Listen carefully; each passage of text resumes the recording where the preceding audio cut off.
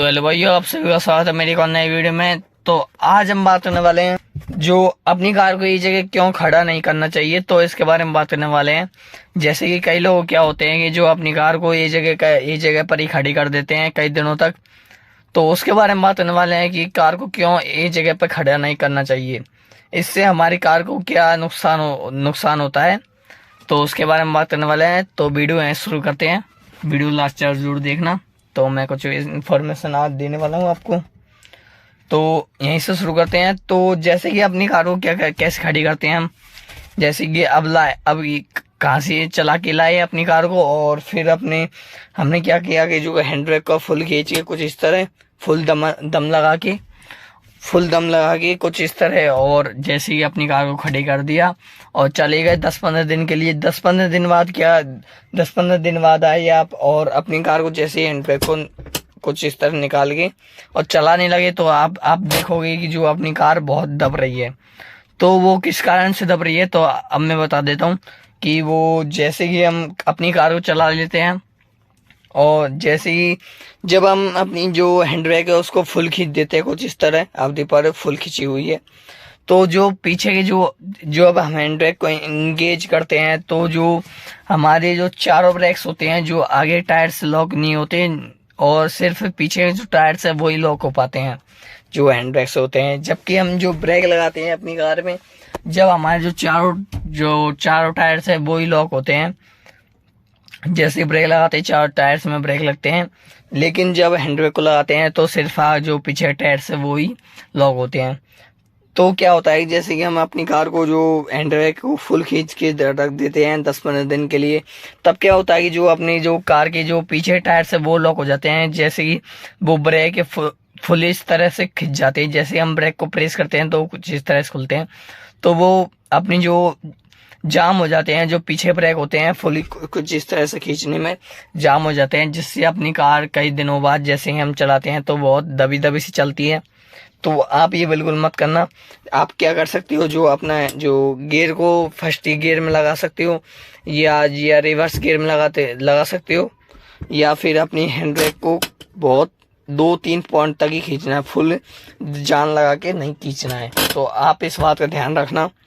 और जब अपनी कार जब आगे ढलान पे खड़ी हुई है, जैसे कि अपनी कार जैसे ब्रेक को छोड़ते ही सीधे आगे जा रही है, तो आप क्या करना है कि जो अपना फर्स्ट की जगह या थर्ड फोर्थ फिफ्थ की जगह, तो आप क्या करना है जो सेकंड गियर जो रिवर्स गियर लगा देना जैसे ही अपनी कार के आगे जा रही है।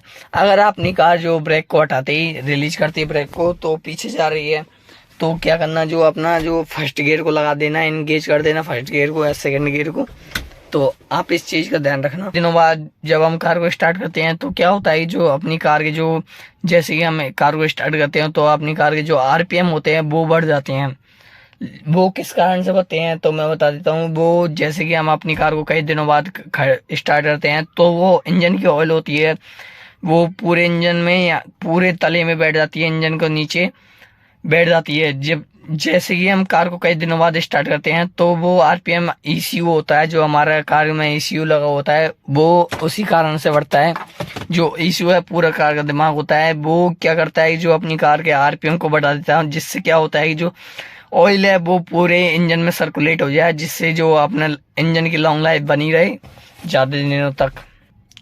और एक और चीज का आप ध्यान रखना, जैसे कि हम अपनी कार को कई दिनों बाद स्टार्ट करते हैं तो जैसे कि इंजन के आरपीएम बढ़े हुए हो तो अपनी जो कार में एक्सीलेट बिल्कुल भी नहीं करना।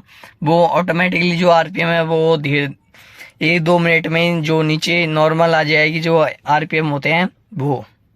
और कई दिनों बाद अपनी कार को जो चलाते हैं कई दिनों बाद तक अपनी कार जो खड़ी रहती है उससे टायर जो अपनी कार के जो टायर होते हैं उस पर क्या फर्क पड़ता है, तो मैं भी आपको बता देता हूँ। तो अभी मैं आपको एक्सप्लेन करके बता देता हूँ। जैसे कि अपनी जो हैंड ब्रेक लगी हुई होती है, जैसे कि कई दिनों बाद अपनी कार को स्टार्ट करके चलाते हैं तो कैसा होता है कि जैसे जो अपनी जो ब्रेक है वो पीछे चिपक जाती है जो टायर के साथ, तो कैसे चलती है अपनी कार। जैसे कि मैं कार को स्टार्ट कर देता हूँ अभी, तो अभी आप देख पा रहे हो कि कार अभी स्टार्ट हो चुकी है। तो अपनी सीट को एडजस्ट करके फिर आप देख पा रहे हो कि अपना जो गियर जो हैंड ब्रेक है वो लगा हुआ है, और मैं रिवर्स गियर लगा देता हूँ। तो अब आप देखना जैसे मैं क्लच को छोड़ता हूँ तो आप देखना अभी जैसे अभी ये हैंड ब्रेक लगा हुआ है, आप देख पा रहे फुल खींच के अभी मैंने लगा रखा है, पूरी जान लगा के खींच के रखा है और रिवर्स गियर को एंगेज कर दिया है, आप देख पा रहे रिवर्स गियर। तो अभी का आप क्लच को छोड़ेंगे तो आप देख पा रहे हो कि कार में से कितनी वाइब्रेशन आ रही है और पीछे से आवाज भी आ रही है। आप देखना, नोटिस करना, मैं क्लच को छोड़ता हूँ फिर से और कितना लोड पड़ता है कार पे।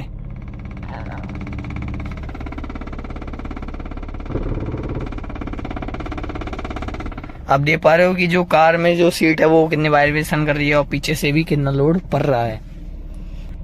तो अभी आप देखना कि कार जो मैंने हैंड ब्रेक को नीचे डाउन कर दिया है तो कार कितनी स्मूथली से पीछे जा रही है बिना किसी लोड मांगे। आप देख पा रहे हो बिना किसी लोड मांगे कार बिल्कुल ही पीछे जा रही है। तो कुछ इस तरह से ही होता है जो अपनी हैंड ब्रेक को फुल खींच के रखते हैं कई दिनों तक। इसी तरह से उनको भी नोटिस होगा, आप ध्यान से चेक कर लेना चाहिए।